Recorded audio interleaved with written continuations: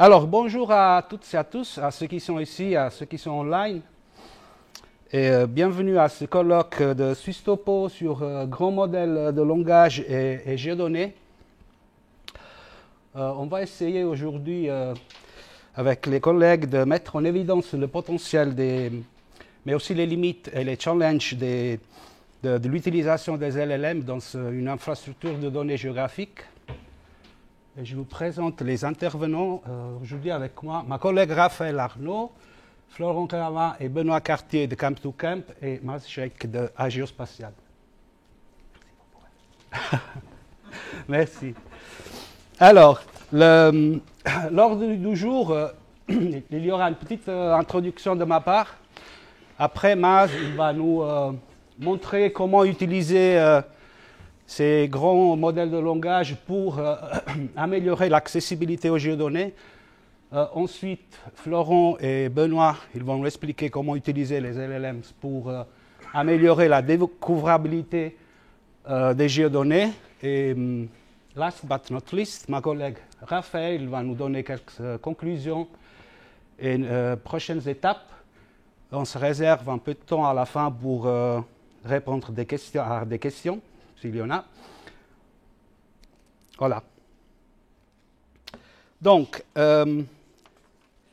les projets que nous avons menés avec Agiospatial et Camp2Camp, dont nous présentons aujourd'hui les résultats ici, sont soutenus par la stratégie suisse pour la géoinformation.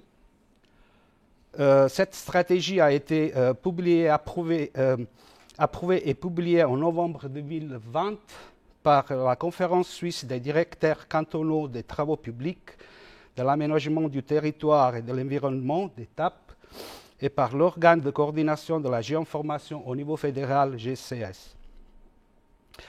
L'objectif de cette stratégie, c'est de faire évoluer l'infrastructure nationale de géodonnées vers une infrastructure de connaissances géographiques en passant par une phase intermédiaire qui vise à faciliter l'interconnexion de la géoinformation avec des informations provenant d'autres domaines thématiques.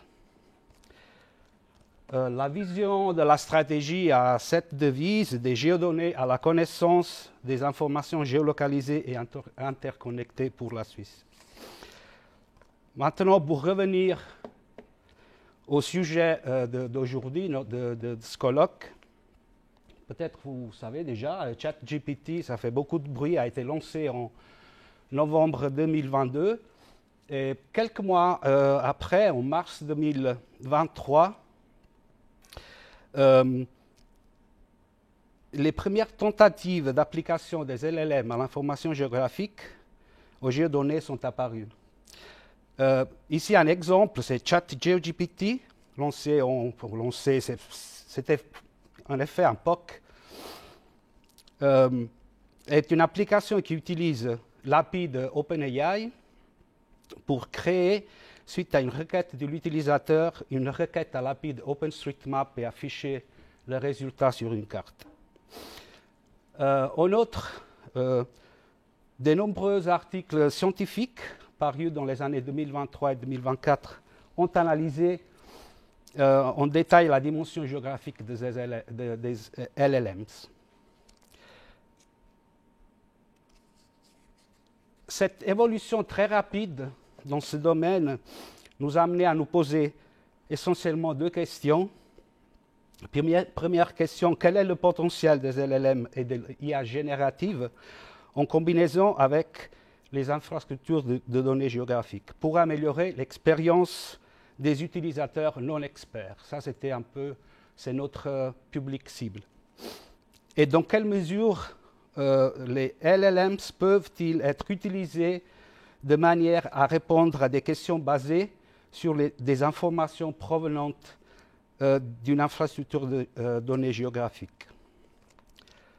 Vu la pertinence du sujet, le plan d'action 2024 de la stratégie suisse pour la géoinformation inclut une mesure spécifique sur le thème des LLM et de l'IA générative dans les infrastructures de données géographiques.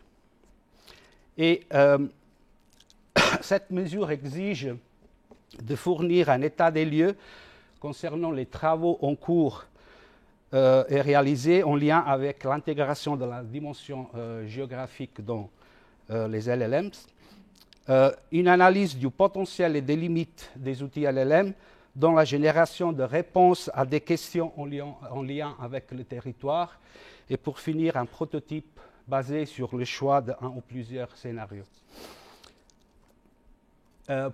Pour réaliser et implémenter cette mesure, nous avons mandaté Agiospatial et Camp2Camp. Donc on a lancé 2 projets en collaboration avec Agiospatial et Camp2Camp. Et pour le prototype, nous avons demandé à Agiospatial de mettre l'accent sur l'accessibilité aux géodonnées et à Camp2Camp de mettre l'accent sur la découvrabilité des géodonnées. Voilà, je vais maintenant donner la parole à Maz, qui va nous expliquer comment rendre accessibles les géodonnées avec les grands modèles de langage. Je vais te lancer la présentation.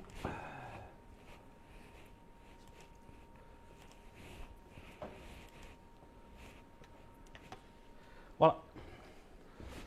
Très bien. Est-ce qu'on m'entend bien? Super. Mesdames et messieurs, chers collègues, il était un mois de novembre qui était assez gris, comme celui qu'on a aujourd'hui. Et je travaillais à la DFAE, donc dans une autre agence fédérale. On cherchait avec un collègue à essayer de résoudre ce problème d'accessibilité aux données quand il s'agissait de crises. Cette fois-ci, c'était des crises humanitaires. Et en un week-end avec un copain, un samedi soir, on s'est dit qu'on va créer un plugin sur ChatGPT. Donc c'était notre premier essai d'essayer de rendre accessible l'accès aux géodonnées. Donc cette fois-ci, c'était des géodonnées ouvertes. C'était effectivement pas des géodonnées suisses, de la donnée qui soit fédérale. Et ce premier essai s'est fait finalement dans le cadre de ChatGPT. Alors là, je crois qu'il y a un souci de vidéo, ça ne marche pas. Ouais, mais je crois que c'est pas grave si ça ne fonctionne pas. Non. Ça marche pas. Bon. Alors, dans ce plugin qui était intégré dans ChatGPT lui-même, c'était quelque chose qui était très restreint puisqu'il y avait de grandes contraintes. On était dans un système propriétaire, finalement le système d'OpenAI, où on ne pouvait pas faire appel à toutes sortes de géodonnées, à toutes sortes de systèmes, que ce soit des systèmes, que ce soit des appels via un API, que ce soit des données que nous on intègre sur un serveur cloud, ou que ce soit finalement des données qui soient en local. Enfin, ce premier essai nous a montré les premières limites de travailler sur un système clos comme OpenAI, et nous a dit que ce serait une bonne idée de peut-être aller sur un système plutôt propriétaire, une application que nous, on puisse contrôler. L'un de nos premiers essais a été fait par Médecins sans frontières, où on a utilisé les premiers algorithmes de texte pour essayer de répondre à ces questions de géodonnées. Typiquement, c'était des questions comme « Reconnais-moi les tentes de réfugiés dans un camp de réfugiés », par exemple. Et là, on a utilisé, par exemple, l'outil qui s'appelle SAM, Segment Anything Model. Et celui-là, il vient de Meta, donc Facebook. Et celui-là a été utilisé pour faire les premières requêtes avec du texte langage pour atteindre des géodonnées. En mars 2024, nous avons fait une première version, cette fois-ci un deuxième test. Donc c'est ce qu'on a appelé la V0. Et cette fois-ci, on pouvait demander des polygones, on pouvait essayer de chatter pour la première fois effectivement avec des données OpenStreetMap. C'est des choses qui avaient déjà été faites. Nous, on voulait voir si c'était faisable, si c'était réalisable dans notre cas avec des données spécifiques, donc des données qu'on pouvait fusionner cette fois-ci. Donc pas seulement des données qui étaient ouvertes à l'échelle globale, mais des données qui étaient également accessibles par des API. Là, on a utilisé pour les frontières du Bangladesh, on avait utilisé l'API du UNHCR, donc le Haut Commissariat aux réfugiés. Donc ça, c'était des données qui viennent de leur API REST, Esri. Et on a utilisé des données satellites pour la première fois en faisant appel à l'API de Copernicus. Donc cette fois-ci, c'est des données européennes. Et encore une fois, c'est des données qui sont ouvertes et qu'on pouvait manipuler pour la première fois. On a voulu faire nos premières analyses également.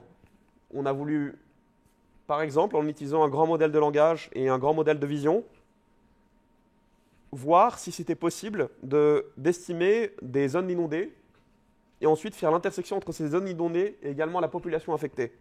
Tout ça par une interface chatbot. C'est ce qui a été fait ici dans le cas du Bangladesh. Il y a eu ensuite la version qui s'est améliorée, donc cette version 0 qui s'est améliorée un peu de petit à petit en demandant, cette fois-ci dans un contexte suisse, à travers des données ouvertes. Donc génère-moi la station de train, les cafés, ça peut très bien être des restaurants et des boutiques de vêtements. Et tout ça, encore une fois, c'est des données soit qui sont ouvertes. Là, on a utilisé l'API SBB, donc des chemins de fer fédéraux, pour aller essayer de tracer le trajet entre certaines îles de la Suisse centrale.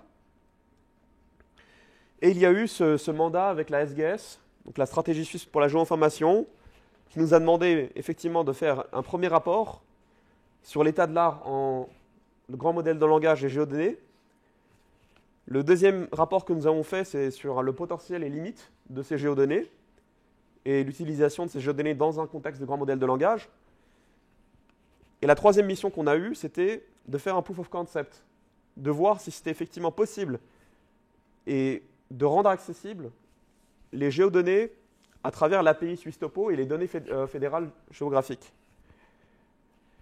La première version que nous avons faite, c'était avec 10 jeux de données. On a pris 10 jeux de données qu'on nous avait recommandés. 10 cas d'usage différents. Ces cas d'usage relèvent du citoyen qui a envie, par exemple, d'aller faire sa randonnée en montagne. Et on a essayé rapidement d'essayer d'autres jeux de données, typiquement au niveau des frontières administratives, au niveau des bâtiments, au niveau des stations de train, Il y a eu plusieurs cas d'usage. On a essayé le parcellaire cadastral. Donc essayer de voir si on pouvait avoir dans ces 10 jeux de données d'autres jeux de données également qui pouvaient répondre à ces questions. De 10 jeux de données, nous sommes passés dans une version numéro 2 à plus de 300 couches qui sont actuellement accessibles. Donc c'est des couches qui sont seulement des couches vecteurs. Donc ce ne sont pas effectivement des images, mais ce sont des couches qui sont disponibles dans un certain format sur l'API MapGeoAdmin.ch. Et nous avons également intégré des couches que nous avons téléchargées, qui n'étaient pas nécessairement disponibles dans l'API. Nous avons téléchargé, que nous avons intégré également dans le système. Je vous montrerai l'architecture plus en détail après. Mais voilà comment ça fonctionne. Vous avez les frontières administratives de la ville où moi j'habite, c'est la ville de Gland dans le canton de Vaud. Vous avez les routes que vous pouvez générer. Vous pouvez avoir les building footprints. Donc ça, on utilise la couche Swiss Building 3D.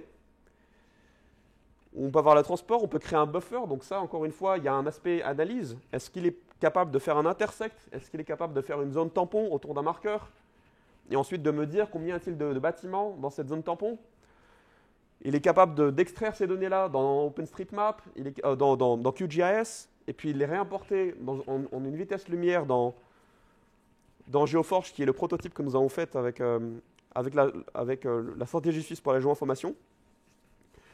Donc là, il y a certains cas d'usage que je vous montre, mais naturellement, il y a plus de 300 couches qui sont déjà disponibles dans ce POC.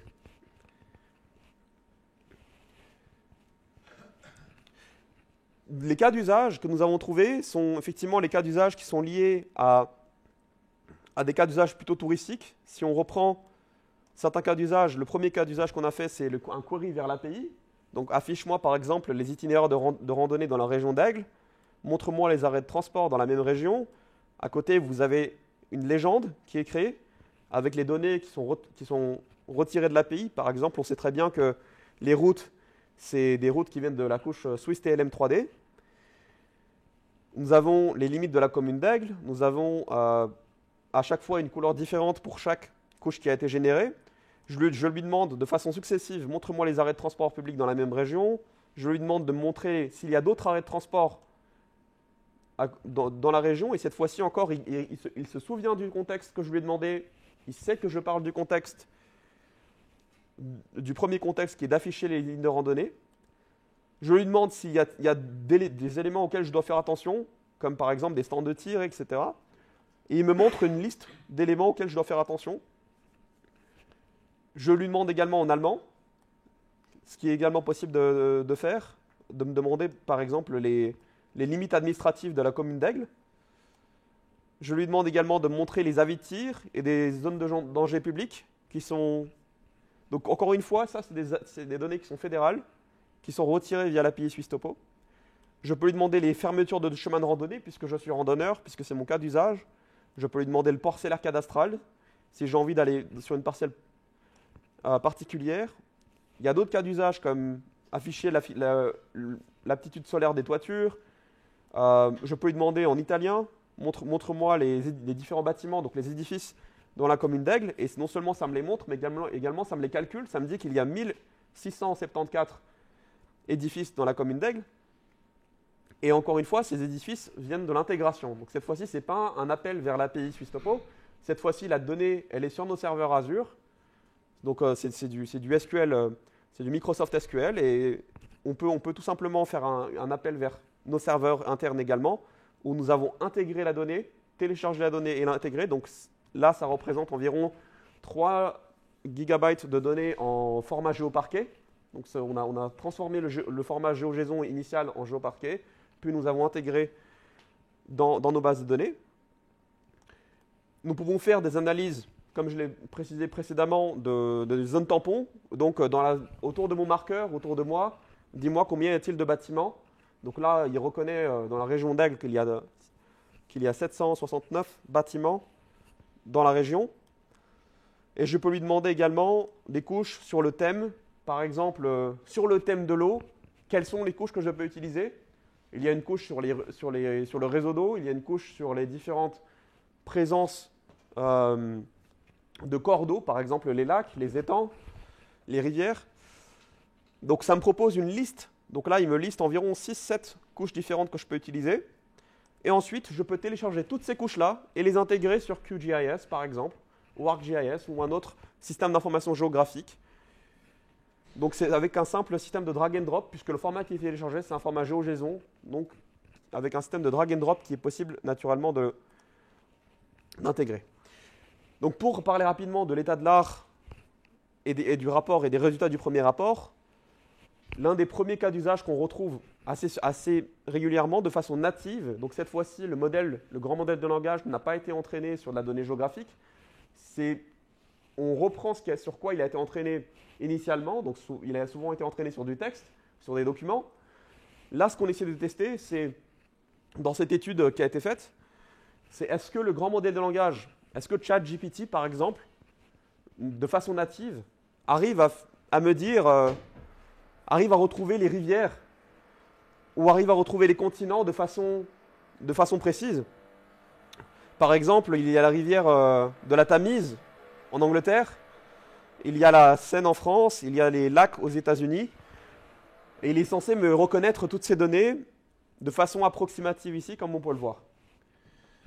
De surcroît, il y a également ce qu'on appelle du location embedding, donc c'est-à-dire cette fois-ci, on n'utilise pas de librairie géodonnée, mais par exemple, OpenAI ont un modèle, ChatGPT 4o, qui est capable de reconnaître rapidement des points sur une carte, donc des coordonnées X, Y. Et finalement, vous mappez ces coordonnées X, Y et en faire ce qu'on appelle une heat map. Donc là, c'est une carte de chaleur pour dire les zones froides, les zones chaudes. Donc cette fois-ci, effectivement, c'est plutôt lié à la population. Donc il va retrouver des données et il les affiche. Cette fois-ci, donc sans l'aide des librairies géographiques. L'un des troisièmes cas d'usage, c'est le passage d'un examen SIG. Je pense que beaucoup de gens dans cette salle et également en ligne sont géomaticiennes. Et ces personnes-là ont souvent passé des examens comme moi il y a quelques années en géomatique. Et je pense que ça nous aurait tous été très utile de passer ce genre d'examen après avoir accès au ChatGPT. Et là c'est un cas d'usage. C'est est-ce que finalement Ces grands modèles de langage sont capables de passer ce genre d'examen qui nous considérons comme étant des examens relativement techniques, semi-techniques, donc avoir des connaissances en SIG. Il est capable également, dans ce premier rapport qu'on a découvert, qu'on peut convertir finalement ces requêtes de langage au code SQL, donc le code SQL qui est utilisé finalement pour faire des appels pour de la géodonnée. Donc il est effectivement capable, à travers des études qu'on a regardées, on a regardé plus de 120, plus de 150 différentes études qui ont été faites sur les grands modèles de langage et sur de la géodonnée. Et on a essayé de regarder de quoi il était vraiment capable. Et effectivement, les requêtes SQL, les queries SQL sont possibles et sont réalisables en tout cas de façon où finalement vous mettez un système de texte et ça va dans une base de données que vous pouvez mettre comme typiquement PostGIS via PostgreSQL et puis finalement vous pouvez faire des appels comme ça avec un système que vous définissez cette fois-ci. Donc ça peut être des choses qui sont écrites dans votre code et qui vous disent qu'à un moment X, quand je demande de me générer par exemple les bâtiments dans la ville de Berne, il faut que tu ailles chercher dans ma base de données SQL cette couche-là. Il y a cette fois-ci également des opérations séquentielles. Par exemple, est-ce que je suis capable de faire des opérations l'une après l'autre, comme je l'ai montré dans le cas d'usage que nous avons fait pour le POC V2, ou est-ce qu'on peut appeler une donnée après l'autre? Est-ce que je peux d'abord afficher la donnée? Est-ce que je peux la traiter? Est-ce que je peux la télécharger? Donc si vous utilisez ces modèles pour faire des opérations l'une après l'autre, ça c'est quelque chose que vous serez plutôt familier avec. Et là par exemple, il génère une carte de densité dans un des États américains sur la carte à droite, en utilisant encore une fois un grand modèle de langage qui vous fait ce graphe et qui fait les opérations l'une après l'autre.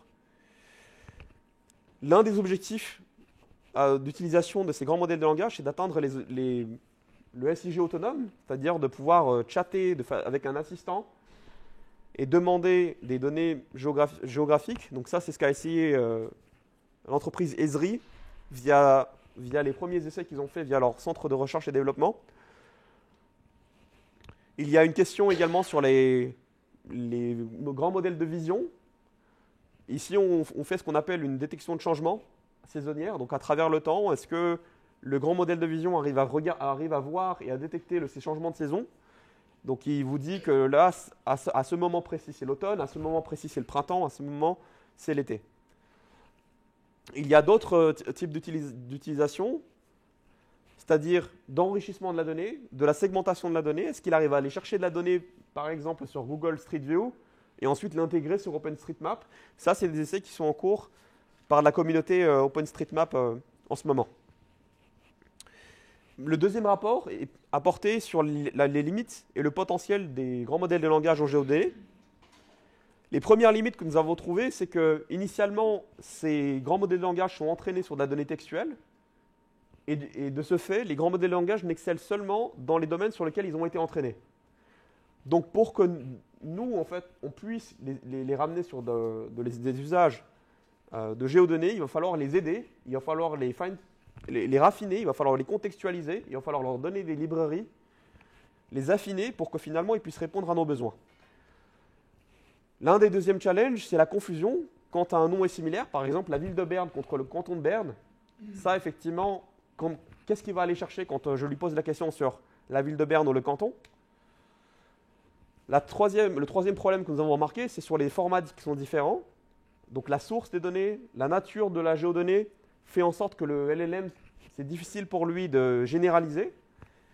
Enfin, il y a beaucoup de challenges sur le multi-step geoprocessing, donc l'un après l'autre, processer de la donnée géographique. Il y a également des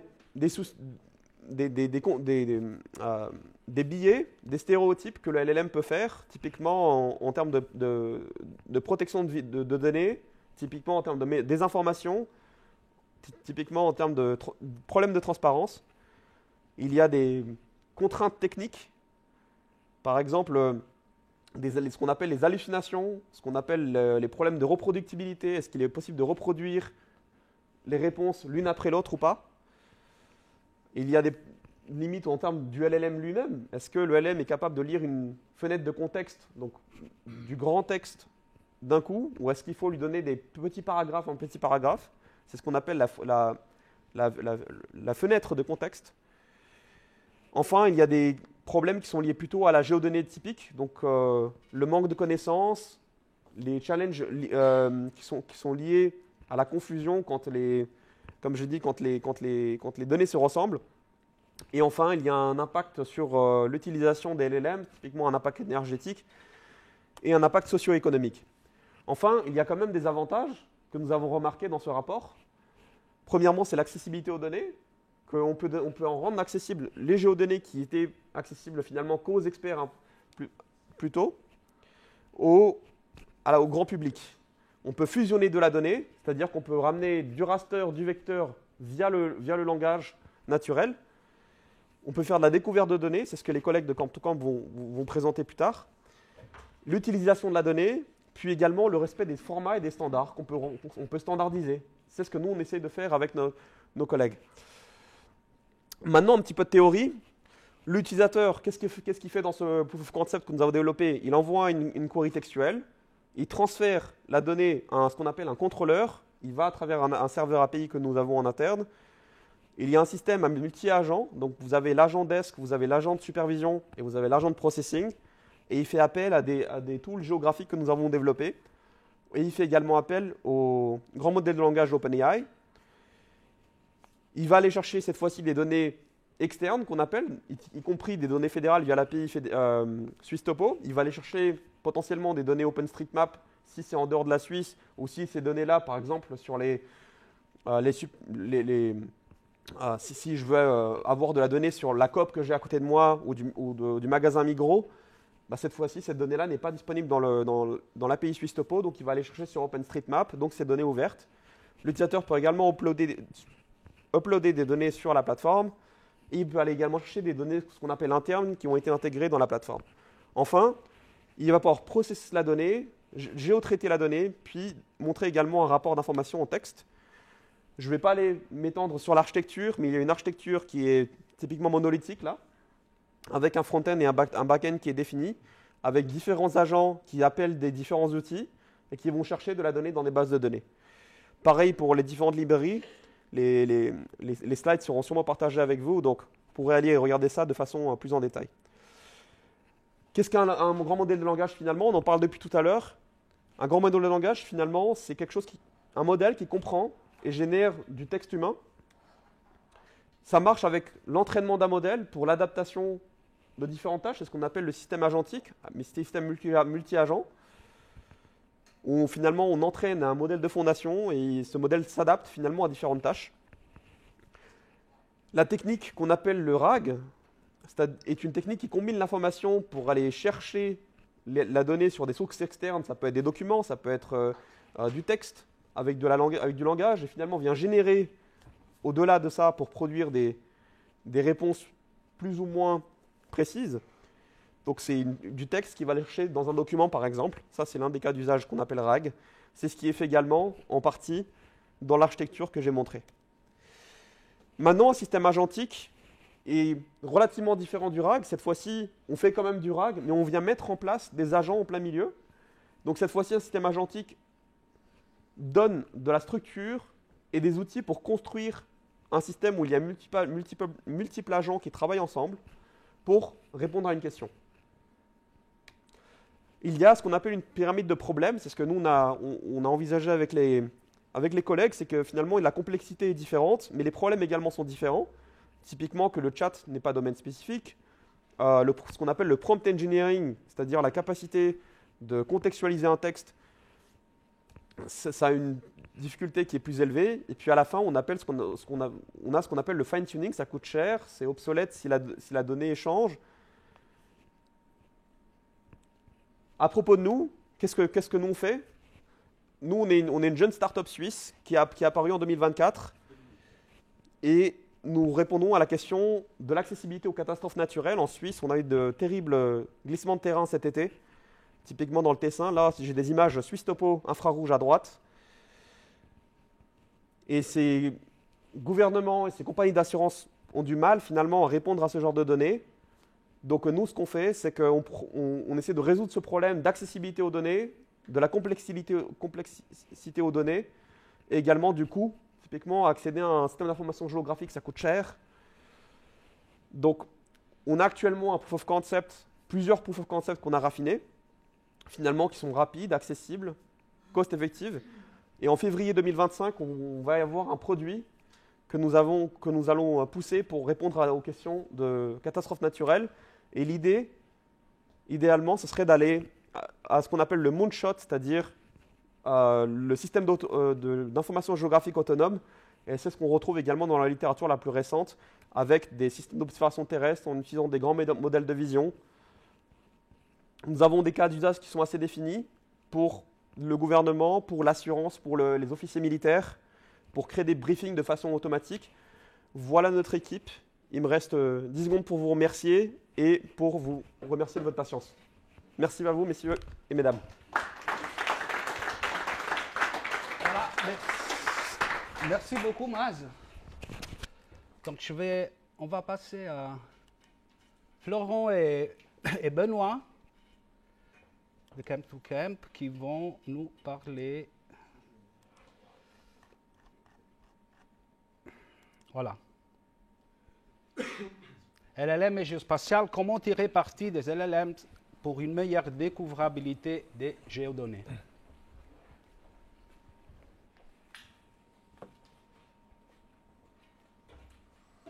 Bonjour à tous, merci de nous accueillir ici. Donc aujourd'hui, effectivement, on va parler, suite à la présentation de Maz, on va axer notre présentation plutôt, c'est notre travail qui a été axé plutôt sur la découvrabilité des données, donc plutôt la recherche, comment être sûr de trouver les bonnes données qui vont répondre à nos questions.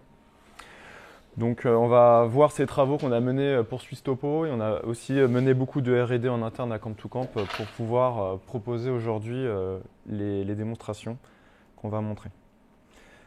Du coup, l'équipe, Florent Gravin, je suis Head of Technology de la division géospatiale à Camp to Camp et je vais présenter avec Benoît, qui est notre Tech Lead AI. Et on avait une équipe de 4 à 5 personnes travaillant sur le sujet. Quelques mots à propos de Camp to Camp, juste pour dire que c'est une société de services spécialisée dans le géospatial à vocation open source. Donc on a cette philosophie de participer aux communautés et de faire nos travaux dans une démarche open source. Et ce qui est important, c'est qu'on fournit du service et on ne commercialise pas de produits, on n'a pas de software as a service, donc on n'a pas de souscription, on ne fait que aider nos clients à répondre à des besoins. Et notre travail autour de l'IA s'introduit dans cette philosophie. Donc on développe une compétence pour essayer de répondre aux problèmes de nos clients selon leurs propres données dans leurs propres infrastructures. Donc, on va introduire rapidement sur le contexte de notre étude. On va voir différentes techniques, à quoi peut servir les LLM dans le monde du géospatial, surtout pour la recherche de données. Des cas d'usage précis avec des démonstrations et des vidéos. Et puis, on parlera un petit peu des limitations et on conclura sur ce que nous a appris ces mois de travail. Donc, juste comme très brève introduction, Maz l'a déjà dit, un large langage modèle, c'est quelque chose qui comprend du texte et qui est capable d'en générer. Donc qu'est-ce qu'on peut faire de ça pour le géospatial? En fait, on peut essayer de comprendre ce texte pour l'appliquer à des notions de géospatial. Donc j'introduis un petit peu le besoin du LLM pour le géospatial par ce biais, qui est en fait une application où on va parler en langage naturel à l'application justement pour rechercher de la donnée. Donc on peut parler dans différentes langues, on recherche une donnée sur un lieu et en fait le système va comprendre ce que l'utilisateur veut et va afficher les données directement à l'écran. On peut aller sur quelque chose d'un peu plus complexe en mettant des filtres, par exemple ici les montagnes mais de plus de quelques mètres en Suisse, et on va voir que l'intelligence derrière est capable de savoir où est-ce qu'elle doit aller chercher la donnée et de savoir potentiellement appliquer des filtres et l'afficher là où on veut. Donc là, si on met 3000 mètres, on va avoir plus de résultats. Donc c'est quelque chose qui est live et qui fonctionne sur des données OpenStreetMap, donc qui sont connues des LLM.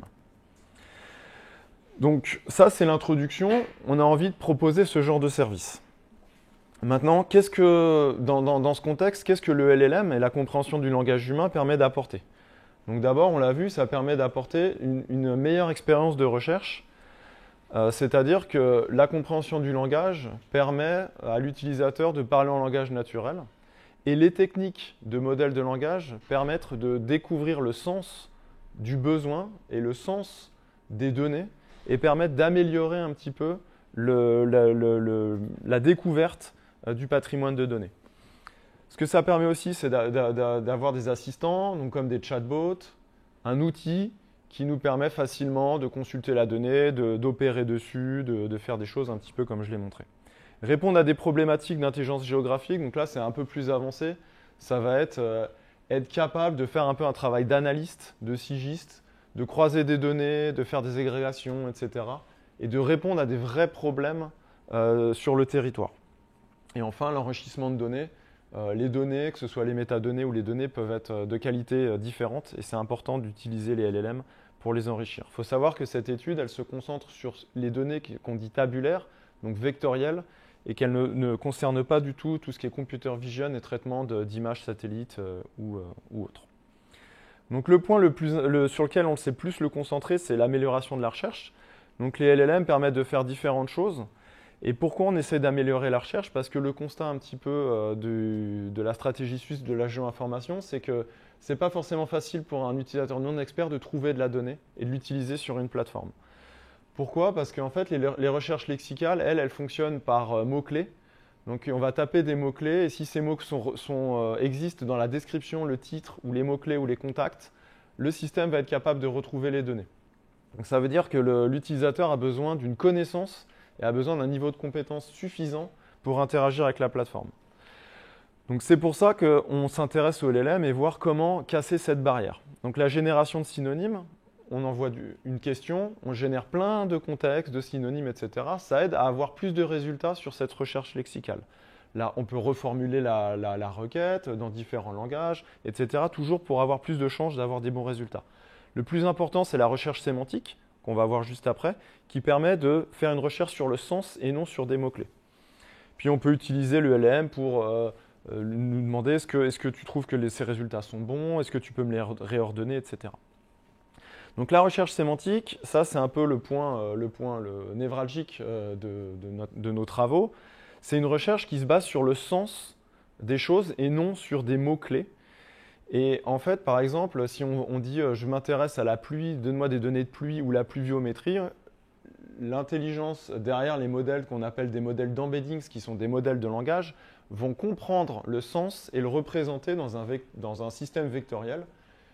En fait, la position d'un point dans le système vectoriel, c'est sa signification. Et on va aller chercher dans le système vectoriel le document qui est le plus proche de notre question. Le document, c'est souvent un document de métadonnées qui va décrire une donnée, donc une description, un titre.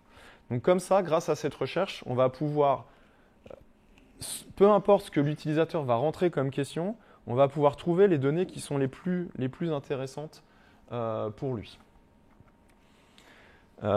Comment ça fonctionne brièvement? En gros, on utilise un espace vectoriel et puis on va indexer et mettre dans cet espace vectoriel tous les éléments d'une plateforme de géodonnées. Ça peut être les métadonnées, ça peut être aussi les données, ça peut être des documents PDF attachés aux données, ça peut être de la documentation. On met tout ça, toute cette donnée textuelle, on l'insère via des modèles d'embeddings dans notre espace vectoriel et ensuite on peut faire notre recherche. Concrètement, pour une plateforme de géodonnées comme GeoAdmin ou geo4.ch, on va avoir des métadonnées qui décrivent les données.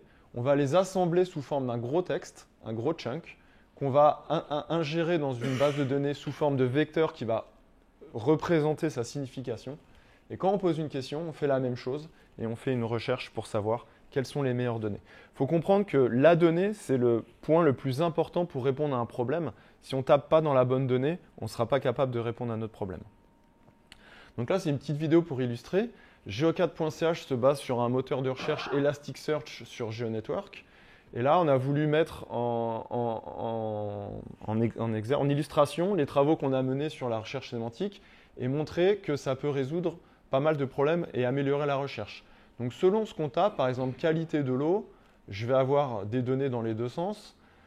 Mais si je fais propreté de l'eau, eh ben en fait, Elasticsearch, je ne vais rien retrouver parce qu'il n'y a pas le mot propreté. Donc on voit tout de suite que la recherche sémantique apporte quelque chose de complètement nouveau et bien au-delà de la recherche lexicale. Donc politique des déchets, il n'y a rien. Là, quand est-ce que sont ramassées les poubelles? Donc on commence à parler un petit peu plus, par exemple en français ou en familier. Et ben là, le système est toujours capable de comprendre. Et ce qui est intéressant aussi, c'est que comme c'est du sens, la langue importe peu, c'est le même sens. Donc on peut poser la question en anglais et on va trouver les mêmes résultats de réponse. Sur une carte, plus concrètement, comment ça se présente pour avoir... Donc là, c'était des données sur un catalogue. Là, c'est sur le GeoAdmin.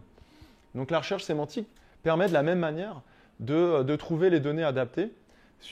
Donc là, on utilise un RAG parce que les données ne sont pas connues des grands langages de modèles. Donc on doit les envoyer à notre système.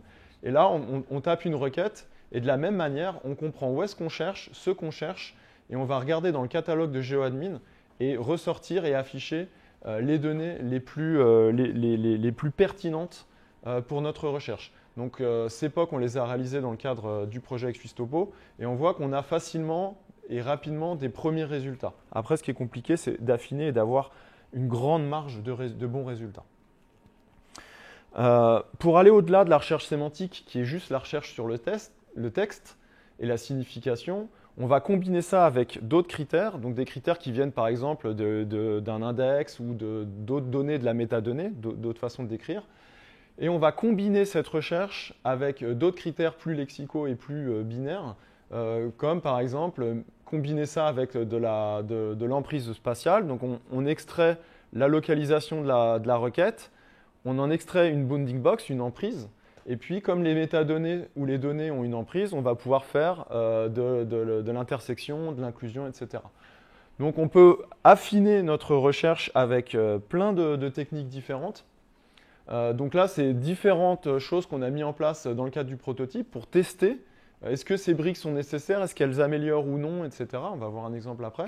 Donc globalement, notre système, c'est qu'on prend la requête, on la reformule, on l'enrichit, on extrait la localisation, on extrait les termes de recherche, et puis on la structure pour l'envoyer à une recherche sémantique, puis à une recherche lexicale dans Elasticsearch.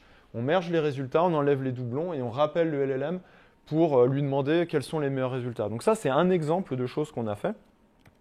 On va l'illustrer. Donc ça, c'est le prototype pour Swisstopo. Donc nous, notre message, c'est de montrer un peu quelles sont les possibilités et les différences. Donc on a plein d'agents à gauche qui font des choses différentes et voir qu'est-ce qui répond le mieux aux besoins. Donc là, on recherche les sentiers de randonnée dans le Inner Kitchen. Là, donc c'est de la recherche sémantique pure. Et on a des résultats juste sur le sens. Ici, on va voir qu'on relance la même requête avec de l'extraction et de la reformulation. Et on voit qu'on n'a pas exactement les mêmes résultats. Ensuite, on va profiter d'avoir extrait la localisation. Donc on a quand même des résultats sur les chemins de randonnée pédestre, donc qui correspondent un petit peu à notre besoin.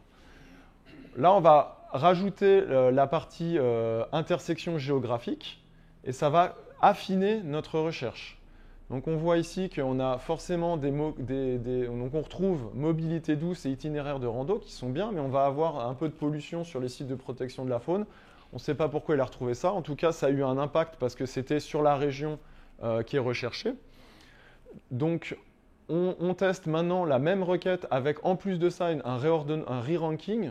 Donc on demande à l'IA de réordonner les résultats et on voit qu'il nous remonte les bons résultats en premier. Et les résultats qui étaient un peu moins bons, ils descendent.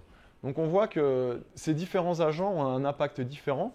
Et là, à la fin, la recherche hybride, donc ça illustre un petit peu tout ce que le système fait. Et ça illustre, et on va voir que finalement, ça donne le meilleur résultat. Et ce qui est intéressant dans notre prototype, c'est justement de montrer toutes les possibilités qui sont offertes sur le système et qu'on peut incrémenter et tester à façon. Donc on voit là finalement que les résultats sont des très bons résultats. En bleu, c'est des résultats qui viennent des deux. En rouge, ça vient de la recherche par similarité. Et on voit qu'en combinant ça, on obtient des très bons résultats. Avant de passer la parole à Benoît, juste l'enrichissement des métadonnées. Donc ça, c'est intéressant parce que les langages de modèles permettent de comprendre la donnée tabulaire. Donc on peut mesurer est-ce qu'une métadonnée est de qualité, est-ce qu'elle a plusieurs champs. On peut générer des descriptions à partir d'informations structurées. Par exemple, si j'ai qu'une donnée brute, avec les noms des attributs et la donnée, le LLM pourrait être capable de me dire de quoi il s'agit, donc générer un titre et une description. Au contraire, si j'ai juste une description, peut-être qu'on peut générer des mots-clés, etc. Donc en fait, ça va nous permettre d'avoir des données et des métadonnées de bien meilleure qualité qui vont nous permettre d'avoir des services de recherche qui vont être bien meilleurs. Un exemple, tu peux venir. Sur le catalogue GeoCat, il y a beaucoup de métadonnées qui n'ont pas de lien vers la donnée directement. On ne peut pas les exploiter. Mais on voit qu'il y a des liens vers d'autres sites qui, eux, référencent la donnée. Donc typiquement, on pourrait utiliser les LLM pour venir ingérer le contenu du site et trouver l'information intéressante qui nous dit il y a un layer, il y a une couche dans cette donnée, et on pourrait venir l'ajouter directement dans la métadonnée et ainsi améliorant la qualité du catalogue.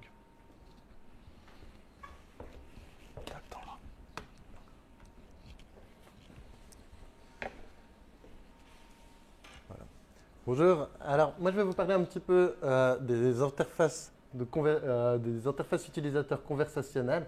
On prend juste un petit pas de recul, on a vu ce qu'on avait fait pendant le POC.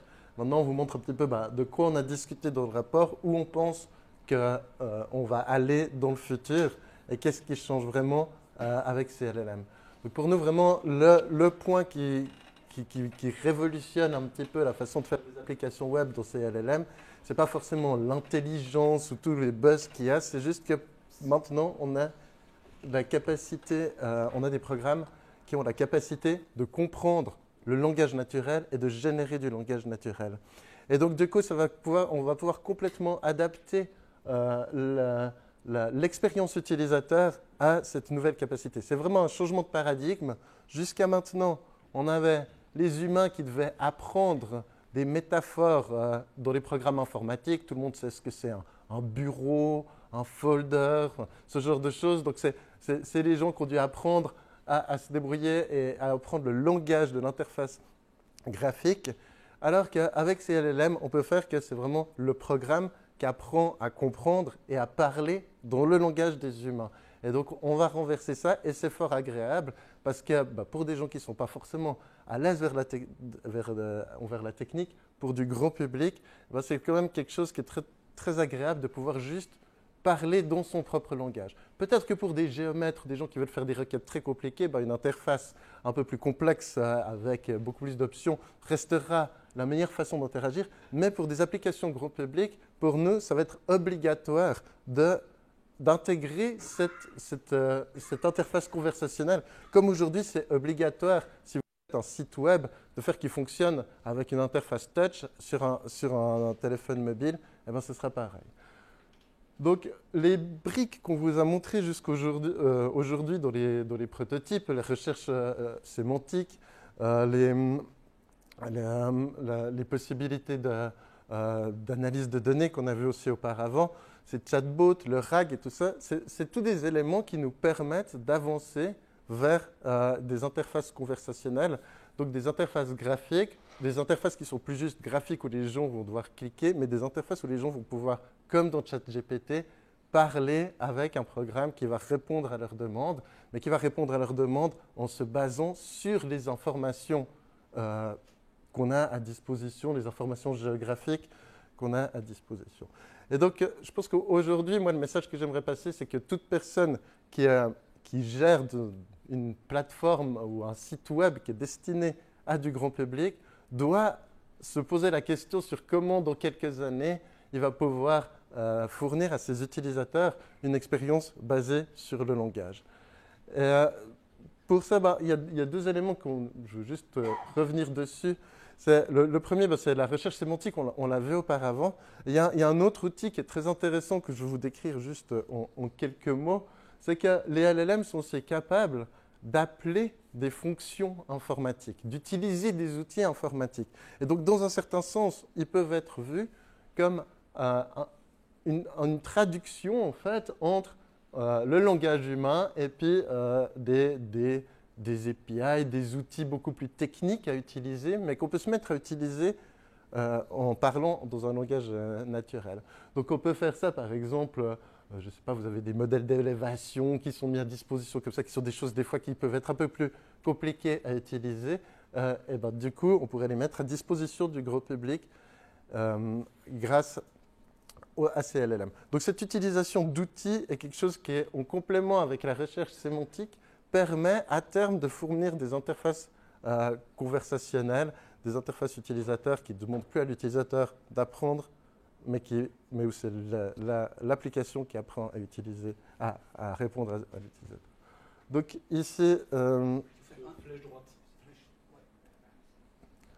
voilà. Donc là, bah, on a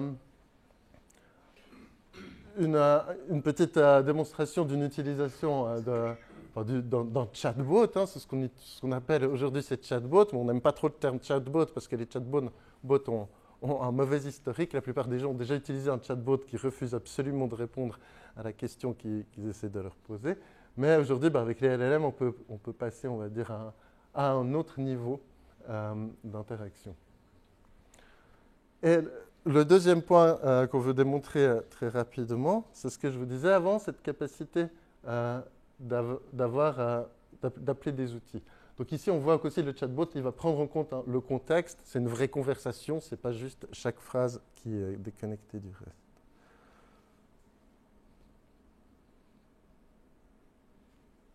Voilà, donc là, vous voyez, une conversation qui a l'air relativement naturelle. Au final, on aimerait arriver dans un stade où, pour finir, un utilisateur qui déteste l'informatique se sent dans une situation comme s'il avait un expert de l'application qui utilise l'application pour lui, pour répondre à ses demandes et qui lui donne juste les réponses dans un langage naturel. Donc voilà.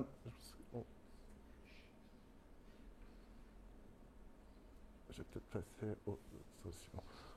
Dans ce deuxième point, c'est juste pour illustrer cet appel de fonction. Donc là, on a fait une petite démonstration où on a juste branché sur quelques API qui sont fournis par l'Office fédéral de la topographie. Donc justement, de pouvoir transformer, on va dire, un nom en coordonnées et puis de pouvoir calculer, de pouvoir demander l'altitude d'un coordonnée. Et quand on demande à ce petit système, à ce petit agent, à quelle altitude se trouve Wabern, eh bien, le modèle de langage lui-même va décider qu'il doit commencer par appeler une fonction qui lui permet de trouver la position de Wabern pour après pouvoir appeler le service qui lui permet de transformer cette position en une altitude. Et donc, ce n'est pas programmé statiquement dans un programme où on lui dit « ou s'il y a une question sur l'altitude, il faut d'abord que tu aies à résoudre la position, puis résoudre l'altitude ». On donne un certain nombre d'outils qu'on met à disposition du modèle de langage. On lui donne des instructions sur comment utiliser ces outils. Et après, il va, en quelque sorte, faire un chemin de raisonnement pour se dire il faut qu'il passe par ces différentes étapes pour pouvoir résoudre cette problématique. Donc, vraiment, c'est ça, ces interfaces conversationnelles, pour nous, c'est là que toutes les applications web grand public, c'est quelque chose qui va être intégré dans toutes les applications web grand public, et c'est quelque chose de vraiment important. Maintenant, juste pour les limitations, parce que c'est vrai que les limitations, aujourd'hui, c'est une technologie qui bouge beaucoup, qui avance beaucoup, qui change beaucoup. Donc, la mise en place, il y a quelques difficultés et challenges qui vont avec.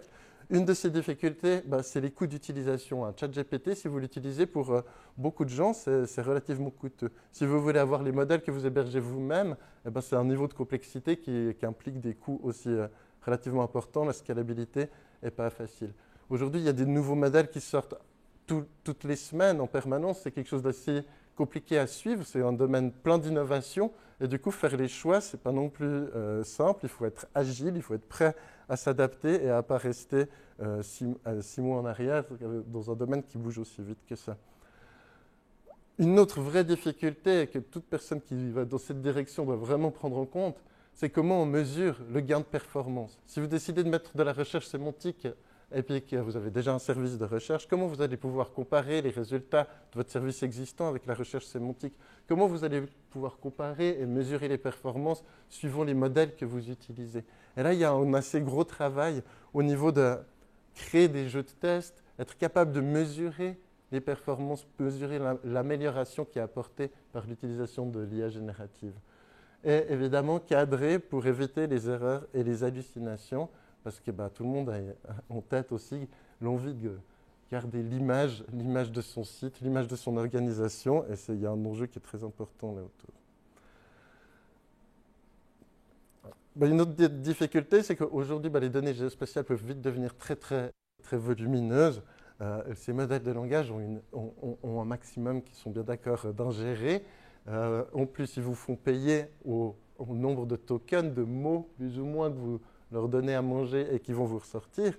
Et donc, ça met aussi un certain nombre de limites. L'intégration du géospatial dans ces modèles de langage est encore vraiment un domaine de recherche qui bouge énormément aujourd'hui. Et donc là, il y a plusieurs défis, mais plutôt des domaines, on va dire, en mouvement et en pleine innovation, et où il faut suivre un peu de près ce qui va se passer.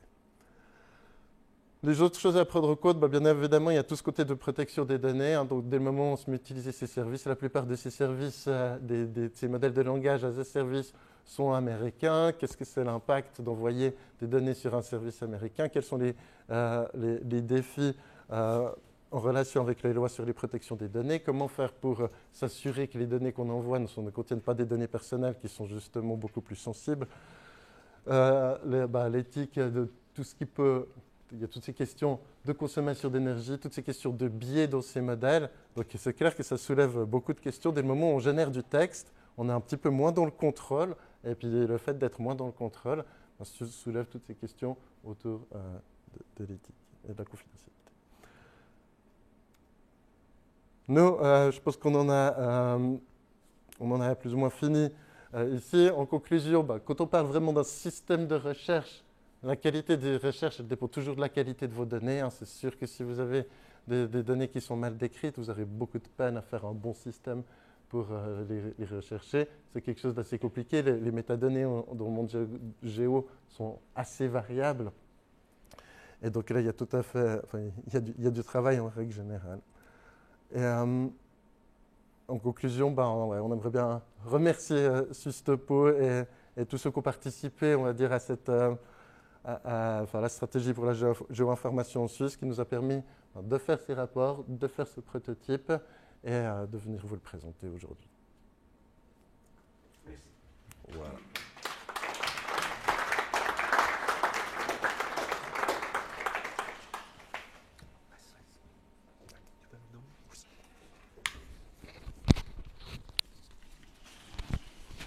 Merci Benoît. Alors, Raphaël, s'il te plaît. Je reprends la présentation.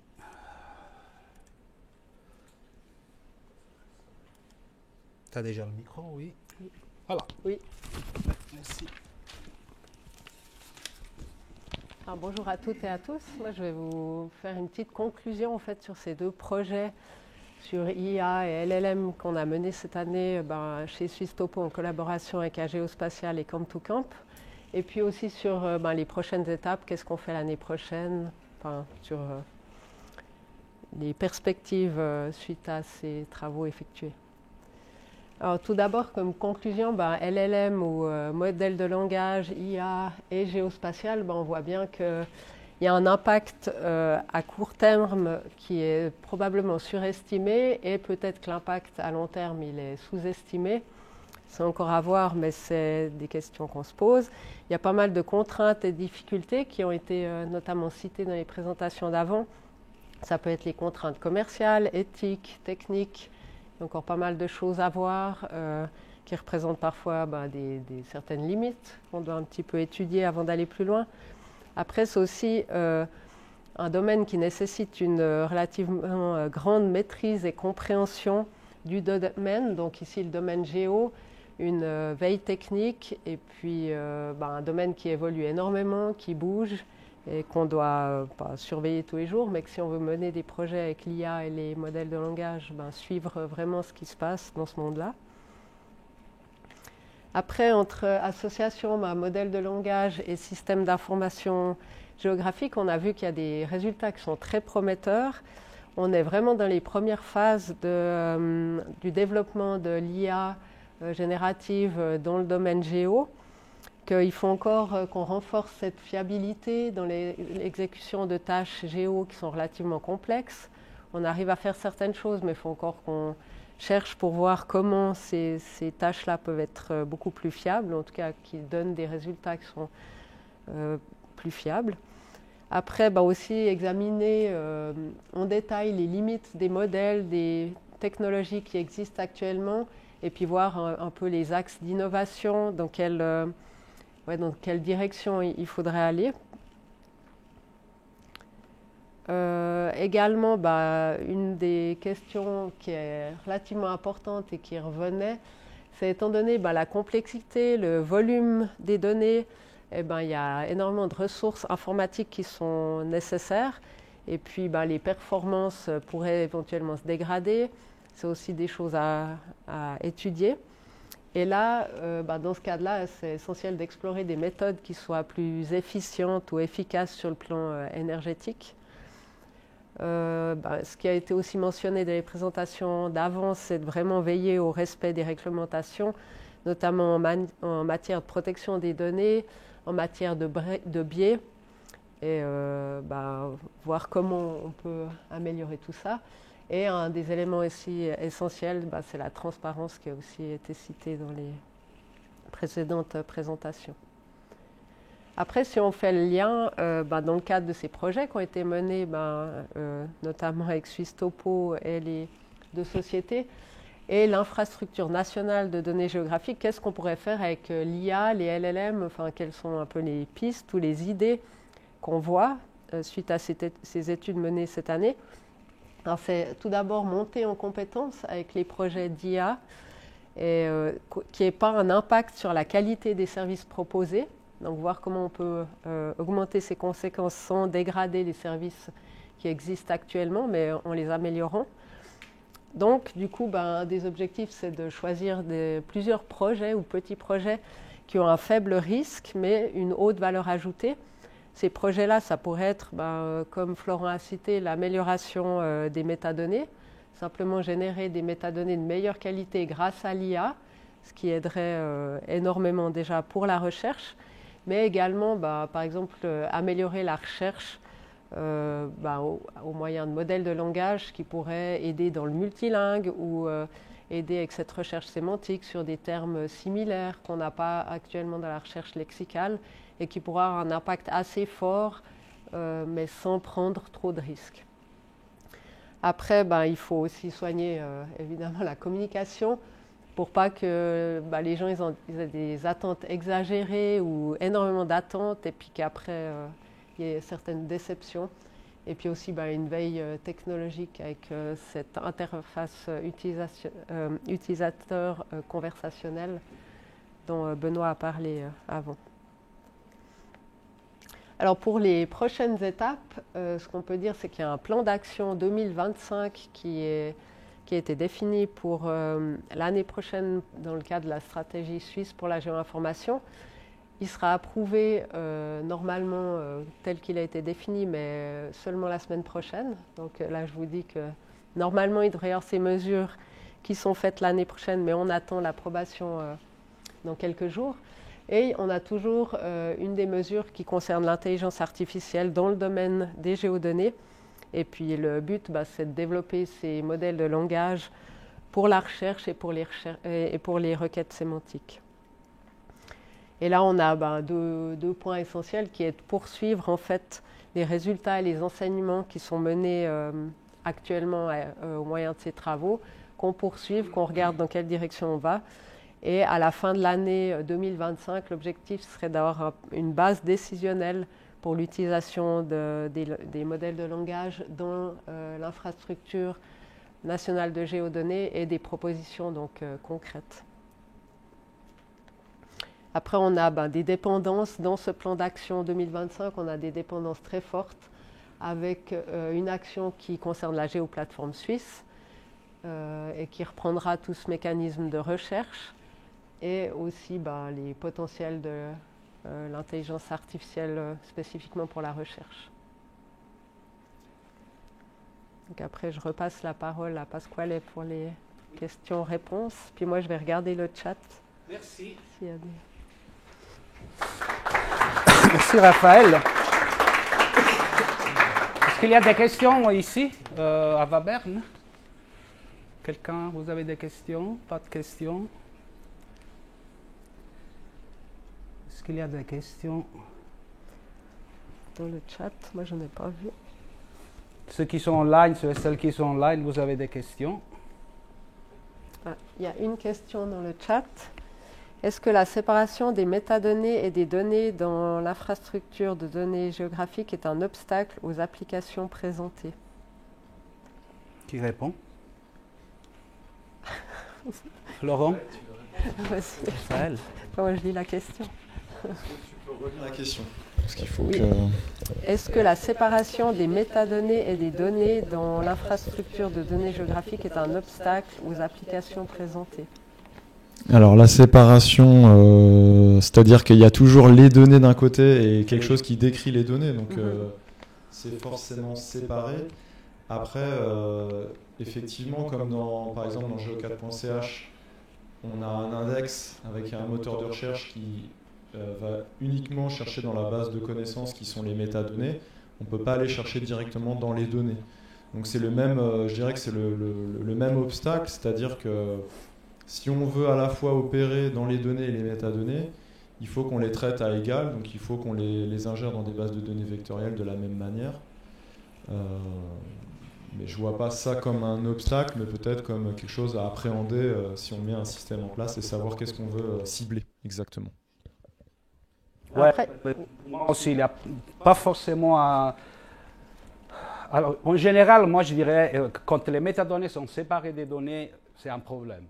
Maintenant, dans le spécifique, je ne vois pas un problème dans le sens que, justement, comme Florent dit, l'important c'est de savoir quelles sont les sources d'informations qu'on va ingérer dans ces bases vectorielles, dans notre base de connaissances. Et c'est simplement ça. Donc ça veut dire, c'est l'idée d'utiliser plusieurs sources, de combiner plusieurs sources d'informations, comme par exemple geo4.ch, mais aussi API GeoAdmin, où on a plutôt des infos. Là aussi, c'est des métadonnées vraiment sur la donnée, sur comment arriver à la donnée. Donc c'est une question de synchroniser, de faire travailler ensemble plusieurs systèmes. Et puis juste un petit point, c'est que comme on a des systèmes avec plusieurs agents qui sont capables de raisonner, on peut savoir qu'à telle étape, on a besoin des métadonnées parce qu'on a besoin de trouver une donnée, et puis que telle étape, selon la demande, on a besoin d'aller chercher les données, évaluer les données, générer des requêtes. Donc en fait, il y a plusieurs agents qui opèrent différemment et qui s'imbriquent les uns avec les autres. Donc voilà. Alors après, il y a une seconde question. Peut-on imaginer intégrer les connaissances métiers spécialisées comme contrainte... Oups, c'est en train de sauter. Ben, c'est important, l'entre parenthèses, c'est important. Oui, oui.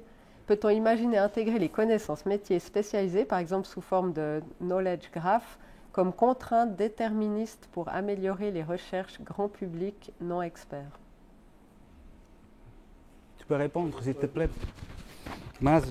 Ouais. Oui, alors cette question de knowledge graph, c'est une question qu'on a vue rapidement en recherche. Vous avez vu ce graphe que finalement fait des opérations de façon successive l'une après l'autre.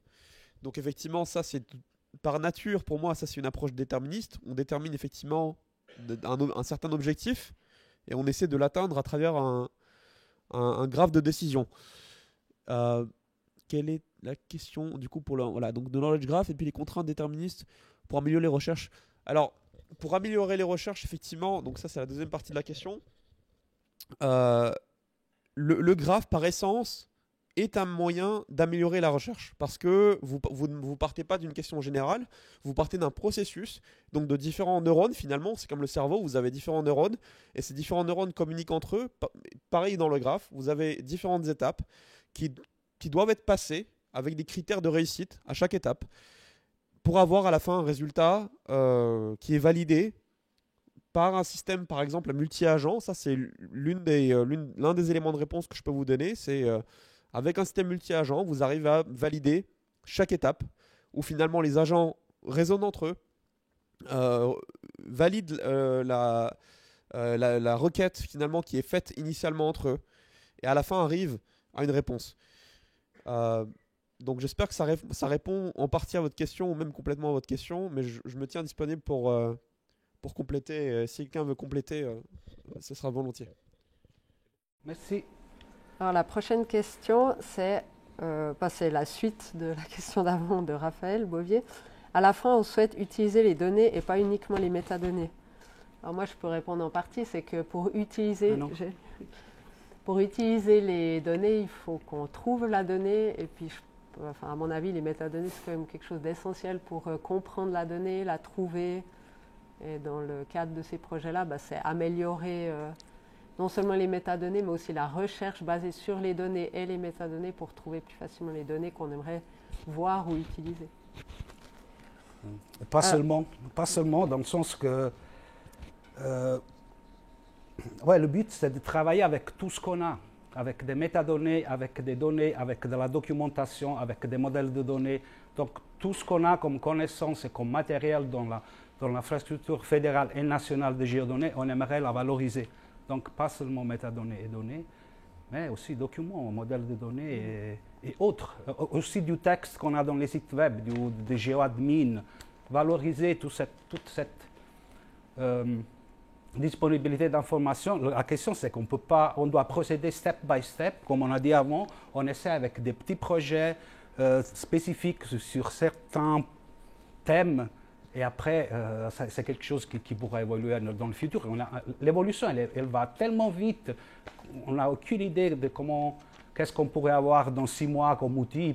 Par exemple, je ne sais pas, dans 6 mois peut-être, il y a quelqu'un qui arrive, voilà, c'est la solution à tout, puis c'est fait, ou pas. Donc, mais nous, on ne peut pas partir et dire, ah ouais, c'est joli d'avoir un chatbot, on met le chatbot sur le GeoAdmin. Ouais, on pourrait le faire. C'est les applications qu'on voit en Suisse qui marchent plus ou moins, parce qu'elle ne travaille qu'avec du HTML, donc c'est assez simple, mais ça reste un peu de marketing et pas du substantiel pour moi. Dave. Ouais, il a une question. Oui, c'est une question à les techniciens. On n'a pas parlé du link data en ce cas, parce que là tu as les données, les métadonnées dans le même espace. Proposition, si on sauvegarde toutes les données chez la Confédération en link data, ça améliore la possibilité pour le GeoAI. C'est vrai ou pas vrai? Je peux anticiper une petite, après, si tu veux ajouter. C'est pas la solution. Le link data, c'est juste une façon de publier des données.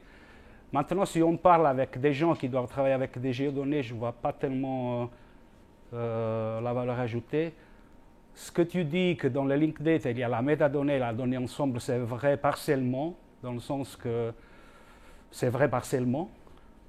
Mais c'est juste une autre source, c'est juste un autre service qui pourrait être utilisé. C'est clair que d'avoir un knowledge graph, maintenant c'est quelque chose d'autre, ça veut dire avoir une base de connaissances en forme de graphe sur toutes les données qu'on a à disposition. Ça pourrait certainement aider, parce qu'on comprendra quelles sont les relations entre les différents objets du TLM, dans le Swissbound et dans tous ces produits, et avoir aussi une vision sémantique sur les choses qui pourraient après être valorisées par un outil LLM pour les non-experts. Oui, en fait, tout à l'heure, il y avait une question sur les graphes de connaissances qui sont différents des graphes de décision. Dans mon sens, c'est comment effectivement représenter la donnée. Pour moi, le web sémantique, c'est quelque chose qui est hyper important dans la façon dont sont organisées les données et dans la façon dont est organisée la base de connaissances. Durant nos phases de recherche, j'ai vu tout ce qui est knowledge graph et LLM, les LLM, il y avait un peu une idée que ça pouvait venir supprimer l'intérêt des knowledge graph parce que l'intelligence raisonne différemment. Alors qu'avant, représenter l'information sous forme de graphes aidait le cheminement pour aller trouver l'information nécessaire. Après, je suis tombé sur des articles qui disaient qu'on peut essayer de combiner un petit peu les deux. Je les ai cités dans un rapport où en fait, on peut voir comment l'IA combinée avec une base de connaissances sous forme de knowledge graph permet d'améliorer un petit peu des résultats. Bon, le link data, pour moi, c'est hyper important d'avoir du sémantique dans la donnée. Au niveau de l'IA pure, pour l'instant, je ne peux pas trop me positionner. J'aimerais répondre à une question qu'a posée M. Raphaël Bovier. Il y a pas mal de questions. Je vous en prie. Je vais aller dans l'ordre. Alors, il y en a une, c'est votre approche a-t-elle déjà été appliquée à la base de données de forage? Alors nous, non. Je pense pas. Non. Bon, la réponse. Est-ce que la base de données forage est dans API GeoAdmin CH? Si oui, peut-être. Si oui, Si oui. Si elle n'est pas, je ne connais pas dans le détail cette base de données. Mais je m'imagine que quand elle sera dans API GeoAdmin CH, elle sera disponible peut-être aussi dans le POC. Mais dans le spécifique, je ne pense pas. Alors là, il y a encore une question de Raphaël. Est-ce que des formats de données géographiques sont mieux adaptés pour construire ces applications qui analysent les données? Par exemple, pour les vecteurs géoparquets, qu'en est-il d'Interlith? Oui, alors effectivement, il y a deux réponses à cette question. Il y a une réponse courte qui est oui, et une réponse non qui est peut-être, ça dépend. La réponse courte qui est oui, ça veut dire que oui, il y a des formats qui sont plus rapides à lire que d'autres. Avec certaines librairies, on arrive à appeler certains formats plus rapidement. Typiquement, nous, dans l'architecture, j'ai montré plusieurs types de librairies. On a des librairies type JEDAL, par exemple, type DuckDB spatial, qui arrivent finalement à appeler le format géoparquet de façon relativement rapidement, qui finalement facilite la lecture par le grand modèle de langage après. Donc oui, il y a un lien entre la vitesse de lecture d'un certain fichier, d'un certain géofichier, que ce soit un format GeoJSON, que ce soit un format géoparquet, ou finalement que ce soit un format Esri. Finalement, ces formats sont lus plus ou moins rapidement par un modèle de langage. Encore une fois, c'est une question qui dépend également du modèle de langage. Ça dépend des paramètres du modèle de langage. Combien y a-t-il de paramètres définis dans ce modèle? Est-ce que ce modèle est déjà relativement familier avec ces questions de format de géodonnées? Dans notre expérience, ça fait une différence. Maintenant, si on parle, ça dépend encore une fois de différents formats qu'on parle. Donc ça, c'est la deuxième partie de ma réponse. C'est si vous avez des formats type GeoJSON, type géoparquet, donc c'est-à-dire des formats qui sont souvent uniformes avec un fichier, ou si vous avez un format shapefile, la chose sera un peu différente parce qu'il y a des limitations à chaque format. Le format shapefile, vous avez 2 GB environ maximum de chargement. Donc effectivement, la question sera un petit peu différente avec différents fichiers pour chaque utilisation. Donc effectivement, pour le format géoparquet, c'est un format qui est relativement nouveau, mais qui est plus adapté. Le format GeoJSON est également très adapté, puisque c'est un format qui est sous standard également OGC, Open Geospatial Consortium. Et ces formats-là sont naturellement mieux lus. Donc ça, c'est effectivement j'espère avoir répondu à votre question, Raphaël. Oui, vas-y. Moi, sur cette question, je pense que ce qui est important, c'est de remettre la place de l'IA dans la chaîne de traitement. C'est-à-dire que faire de l'analyse de données sur du cloud native ou sur des données géo, on peut la faire sans IA, en fait. Donc l'IA, qu'est-ce que ça apporte? Ça apporte peut-être que la première valeur ajoutée, c'est de comprendre ce que l'utilisateur veut pour ensuite lancer des processus qui ne font pas intervenir d'IA. Donc dans ce sens-là, ça change rien. Effectivement, la réponse de Maz est bonne dans le sens où il y a des formats qui sont plus adaptés à l'analyse spatiale de grands volumes de données, comme le géoparquet. Après, si on veut demander à l'IA d'analyser elle-même les données, ça veut dire qu'on va lui passer les données ou on va les ingérer dans une base de données vectorielle. Et là, le format a peut-être moins d'importance puisque de toute façon, on a des readers sur tout type de format. Et c'est la représentation dans la base de données vectorielle qui va être importante pour faire de la recherche sémantique sur les données. Donc, pour l'IA, je dirais que le format, pas vraiment, mais pour le système d'une manière générale, oui, c'est toujours mieux d'avoir des formats performants. Alors ensuite, il y a encore une petite question. Was von Gezeigten ist open source verfügbar? Donc, qu'est-ce qui est disponible en open source qui a été présenté ici? Je vais dire rien. Parce que c'est un POC. Alors, juste, voilà, nous, à Camp2Camp, les travaux qu'on mène, ça a vocation à devenir open source. Pour l'instant, je pense que ça ne l'est pas parce que c'est un travail qui a été fait en partie avec SwissTopo et que c'est encore au stade de prototype. Voilà. Mais nous, il faut savoir que tout ce qu'on fait, ça a vocation à être libéré. Maz, je veux pas. Voilà. Alors effectivement, pour nous, on est une jeune start-up. Si effectivement on commence à mettre tout open source, ça va être difficile. Nous, effectivement, on a fait ce POC pour effectivement montrer que c'était possible de le faire. Via 2025, nous allons voir s'il est possible de mettre certains éléments de nos recherches, en tout cas par exemple les rapports. Ça, c'est quelque chose qui a vocation, si je ne me trompe pas, parce qu'on va être publié à un moment. Donc ça, effectivement, c'est des recherches qui vont être déjà publiques. Et ensuite, quand il s'agit du POC, nous, on aura effectivement des différentes phases d'accessibilité à travers l'année prochaine, avec certains éléments qui sont accessibles et d'autres éléments qui ne sont pas accessibles, qui sont propriétaires à notre technologie qu'on développe. Typiquement, le système multi-agent, c'est quelque chose de propriétaire. Donc effectivement, ravi de discuter en détail de certaines de ces questions. Pour le moment, il n'y a rien parce que dans le sens que c'est du POC, donc ça reste POC. Alors la prochaine question c'est: Wie kann man eine gute Referenzierung der Daten sicherstellen, sodass man Aussagen bekommt, welche mit Quellen belegt sind und keine Hallucination?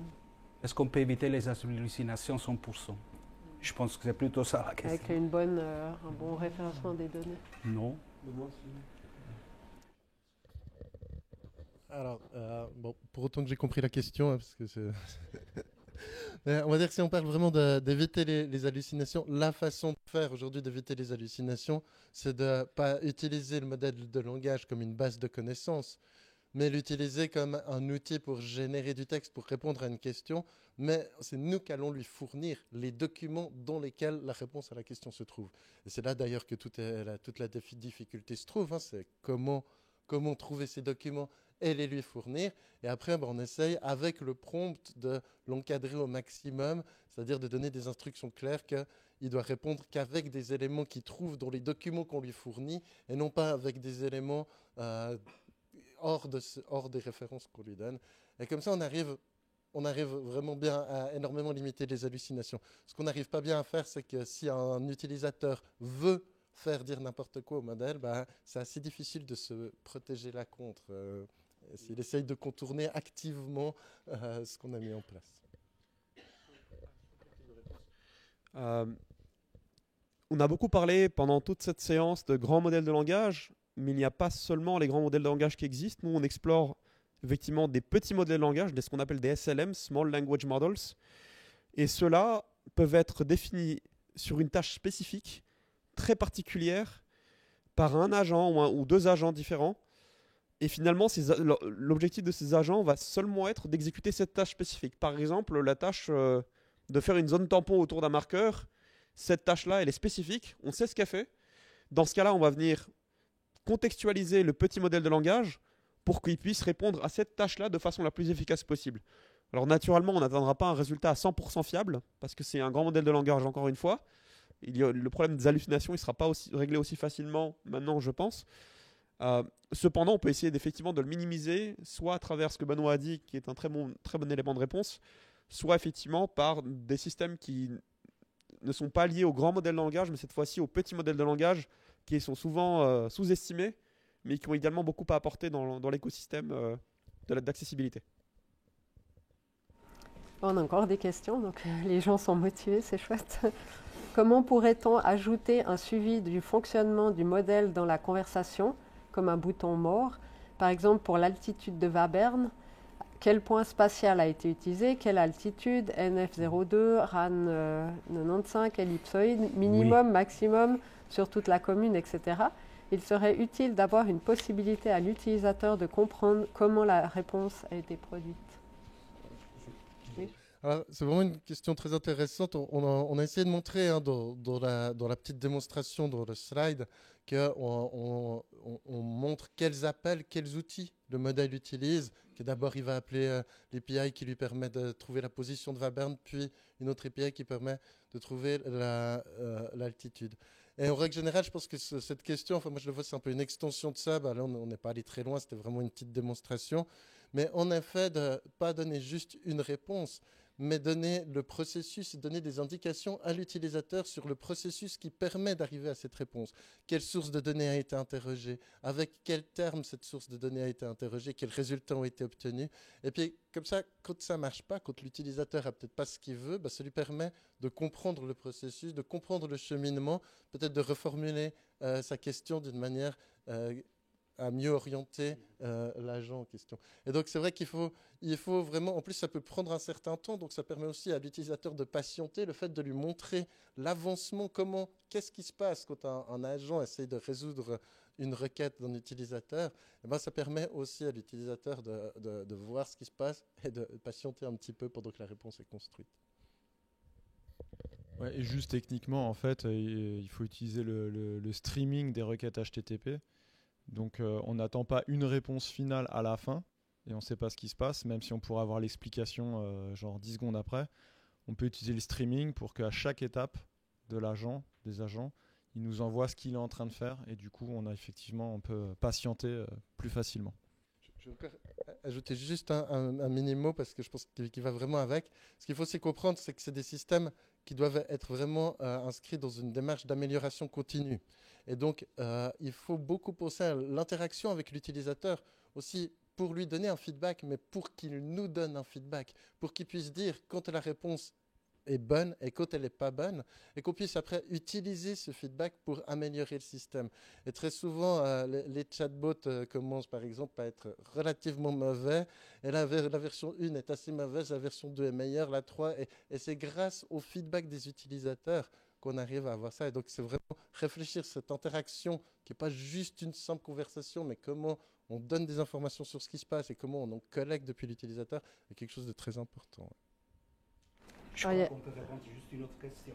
Oui, il y a encore une question que je peux traduire directement en français, que ça sera peut-être plus facile.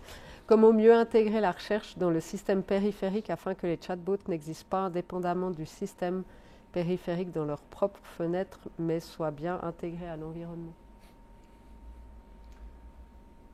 Moi, je n'ai pas une réponse absolue là-dessus, mais ce qu'on peut voir, c'est qu'aujourd'hui, il y a l'idée d'avoir des chatbots qui ne sont pas à la ChatGPT, c'est-à-dire complètement déconnectés du site, mais qui sont plutôt une fenêtre modèle en bas à droite, souvent, qui peut être rétrécie ou agrandie, utilisée ou pas utilisée, et donc et qui vont pouvoir, ce qui est aussi très intéressant quand on fait ça, c'est que la réponse, ça ne va pas être que du texte.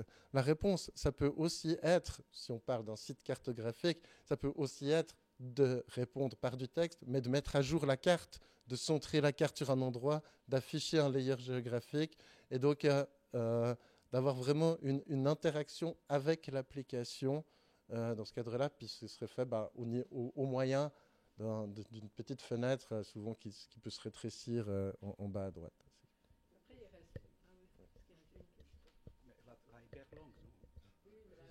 C'est l'eau prioritaire. J'aimerais juste compléter sur ce qu'a Benoît a dit sur effectivement la question des chatbots. On a souvent cette approche qui est chatbot-centrique, qu'on centre effectivement la valeur ajoutée des grands modèles de langage sur le chatbot.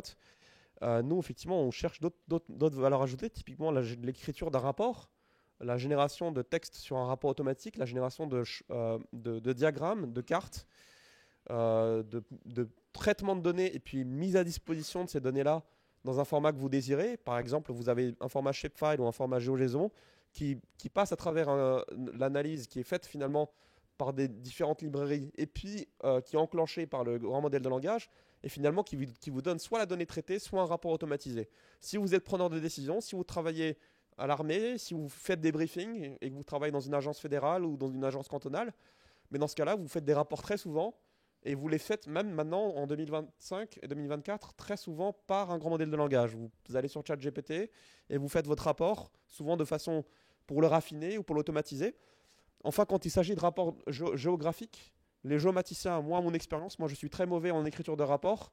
Donc, je sais que d'autres ingénieurs ne sont pas très bons non plus dans ce genre d'exercice. Donc, justement, la valeur ajoutée finalement du grand modèle de langage, c'est de venir faciliter l'écriture d'un rapport, de mise à disposition des cartes, de diagrammes, d'outils d'aide à la décision finalement. Donc ça, c'est d'autres cas d'usage également qui sont explorés. Dernière question. Oui, dernière question, c'est une question relativement générale. Donc ça va bien pour conclure. Elle est longue, mais une courte réponse. J'utilise souvent la fonction de dictée de mon smartphone qui s'appuie manifestement sur un modèle linguistique d'Apple ou de Google. En ce qui concerne les noms géographiques, il s'appuie sur le vocabulaire des grandes communautés linguistiques ou du plus grand pays correspondant, comme par exemple l'Allemagne ou la France. Donc, Macklingen est reconnu sous le nom de Möglingen, Macolin en français, si jamais. Y a-t-il des efforts pour améliorer cette situation et faire connaître les noms géographiques de la Suisse à ses grands fournisseurs?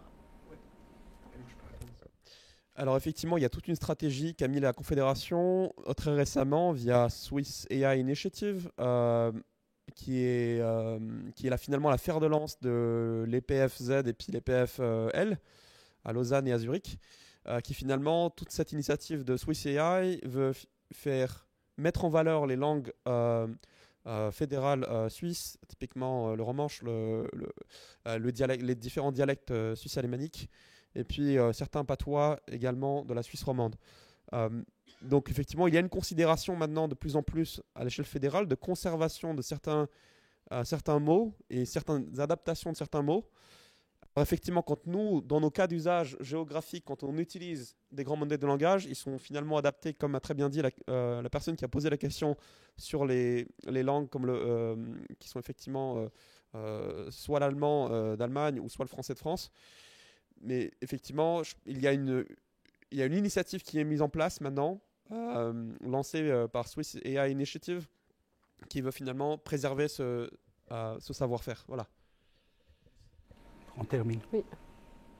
Je peux réavoir les slides, s'il vous plaît. C'est juste, on a ça, je donne à qui? Voilà, on est à la fin du colloque. On espère qu'il vous aura intéressé. Avant de dire au revoir et bonne fête de Noël à tout le monde, j'aimerais remercier Patrick Ibelé, Félix Zumwald, des collègues qui ont travaillé sur le côté technique, les intervenants, Maz, Florent, Benoît, Raphaël. J'aimerais aussi remercier des collègues de l'équipe de projet, Christine et Gwenaël. Gwenaël, je l'ai vue, elle est quelque part, elle est là. Et l'SGS Management et l'SGS Office.